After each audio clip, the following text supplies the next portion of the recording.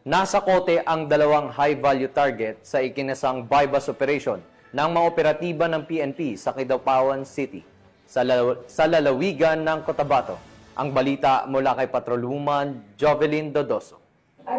Ang dalawang high-value target sa ikinasang anti-illegal drugs buy-bust operation ng pinagsanib na puwersa ng PIDEA Cotabato Provincial Office, Kidapawan City Police Station at Cotabato Police Provincial Office sa Kidapawan City nito lamang Agosto 27 taong kasalukuyan. Kinilala ang mga suspect na sina alias Tommy, 35 anyos, isang welder at si alias Day, 21 anyos, construction worker at kapwa residente ng Kidapawan City. Nasamsam sa operasyon ang 13 pirasong Hitzel plastic sachet na pinaghihinala ang shabu na may timbang na humigit kumilong 20 gramo na may standard drug price na 136,500 pesos at isang 500 piso bill na ginamit bilang mark money at isang improvised glass tuter. Nahaharap ang mga suspect sa kasong paglabag sa RA 9165 o Comprehensive Dangerous Drugs Act of 2002. Patuloy namang pinaiigting ng Kidapawan City Police Station